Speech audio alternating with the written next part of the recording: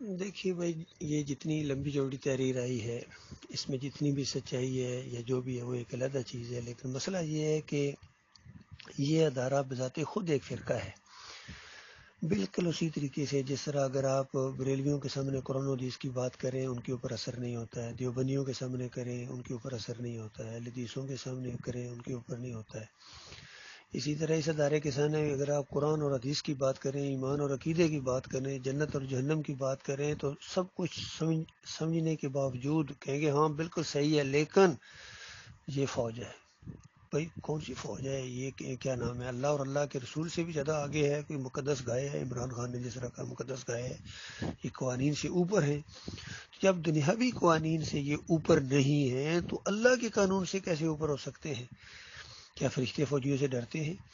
کتنے فوجی ہیں جتنے یعنی دوسری یہ قوموں کے بھی ہیں، امریکن فوجی، اسرائیلی فوجی، جرمن فوجی، جاپانی فوجی، کیا یہ سارے نہیں مرے ہیں؟ رشین، چائنیز، جو مرتا جا رہا ہے کہاں جا رہا ہے، جو مرتا جا رہا ہے کہاں جا رہا ہے۔ تو اصل مسئلہ یہ ہے، یہ چیز ہے جو میں نے آج سے 37 سال پہلے فوج کے اندر یہ بات جب پیش کی تھی، انہوں نے بالکل ایک پل بھی نہیں لگایا، اپنے اندر سے نکال باہر کیا، بھول گئے اس بات کو کہ اوپر کائنات کا مالک دیکھ رہا ہے۔ تو وہ اب اس نے انتقام لیا ہے کہ آپ کے اندر اب وہ عزت اور احترام باقی نہیں چھوڑا ہے، اور پوری دنیا میں کوئی حیثیت نہیں ہے۔ یہ اور بات کہ بس اپنوں ہی کے اوپر یہ سب کچھ شیر ہے، سویلینز کے اوپر، اور خاص کر جب کہ وہ سامنے نہتے ہوں۔ باقی جہاں لڑنا چاہیے تھا، گبرو جوان کمانڈو جنرل مشرف نے کہہ دیا تھا کہ میں امریکہ سے نہیں لڑ سکتا ہوں، اسی بات کے اوپر میں تو کہتا ہوں اس کو لٹکا دیا جاتا۔ کیوں نہیں تم لڑ سکتے؟ تمہیں اتنے عرصہ تمہیں ٹریننگ دی گئی ہے، تم کمانڈو بنایا گیا، کس لیے بنایا گیا؟ یعنی یہ اور بات، لڑو، لڑنے کے بعد تم ہار جاؤ وہ ایک علیحدہ چیز ہوتی ہے، لیکن یہ کہ میں لڑ ہی نہیں سکتا ہوں، یہ بہت بڑی نامردی ہوتی ہے، بہت بڑی بزدلی ہوتی ہے۔ کبھی مومن سپاہی ایسی بات نہیں کر سکتا ہے، مومن جرنیل ایسی بات نہیں کر سکتا ہے۔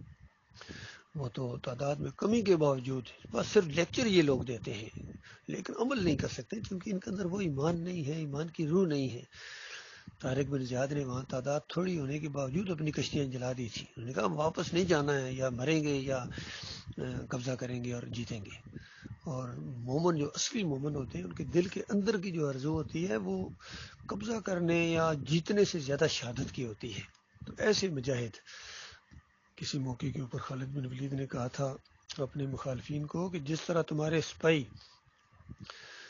یہ شرابوں سے پیار کرتے ہیں نا، میرے سپاہی اس طرح شہادت سے پیار کرتے ہیں، لڑنے کے لیے میں ایسی فوج لایا ہوں۔ تو جب تک ایسی فوج تیار نہیں ہوگی میرے بھائیوں، کوئی خیر نہیں آ سکتی ہے۔ باقی اگر وہ چیز نہیں ہے تو یہی معاملہ اسی طریقے سے چلتا رہے گا۔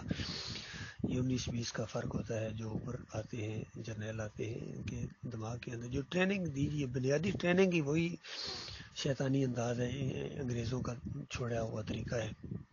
میں تو 4 سال وہاں ٹریننگ کاٹ کے مجھے پتہ ہے وہ کس طریقے سے وہ معاملات ہیں، کس طریقے سے یعنی دماغوں کے اندر اپنے سینئر کا خوف بت بٹھا دیا جاتا ہے، وہ نکلتا ہی نہیں ہے۔ بس جو مرضی سینئر کا یس سر، یس سر، جی سر، جی سر، یس سر، اوکے سر، بس یہ منہ سے نکلتا ہے۔ تو کیسے خیر آئے گی؟ کبھی خیر نہیں آ سکتی ہے۔ مومن کبھی ایسے نہیں ہوتے ہیں، اسلامی فوج کبھی ایسی نہیں ہوتی ہے۔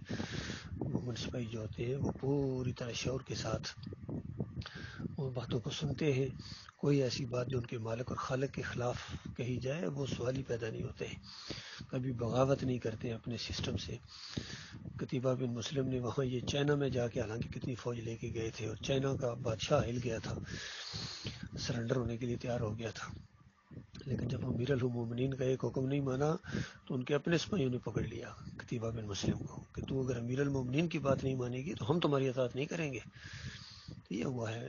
ایک امیر المومنین عمر بن خطاب کا حکم آتا تھا، خالد بن ولید جیسے جرنیل کو سٹیپ ڈاؤن کر دیا جاتا تھا اور ان کی ضرورت نہیں ہوتی تھی آگے سے اعتراض کر سکیں، اور وہ بھی آگے سے ایسے تھے، انہوں نے کہا ہم عمر کے لیے نہیں لڑ رہے ہیں، ہم رب عمر کے لیے لڑ رہے ہیں، اسی طرح لڑتے رہیں گے۔ یہ تھے مجاہد وہ لوگ۔ یہ ایمان خالص کی دعوت جب تک دوبارہ نہیں اٹھے گی اللہ کے بندوں، کبھی خیر نہیں آ سکتی ہے، کبھی ایمان کے اندر وہ پختگی، وہ سوچ نہیں آ سکتی ہے۔ بڑے لیول پر کوئی کسی جرنیل کا خون نہیں کھول سکتا ہے اللہ کی نافرمانی کے اوپر۔ ہاں ان کی اپنے ادارے کی یا کوئی اس طرح کی معاملہ کیا جائے خون کھولے گا، سب کچھ کرے گا. ملک کے خلاف بولو گے تو خون کھولے گا، فوج کے خلاف بولو گے تو خون کھولے گا. کاش کوئی ایسا بھی ہو کہ اللہ کی بات کے اوپر اس کا خون کھولے. ایسے لوگ اللہ کو پیارے ہیں، یہ اللہ کے راستے کے مجاہد ہیں.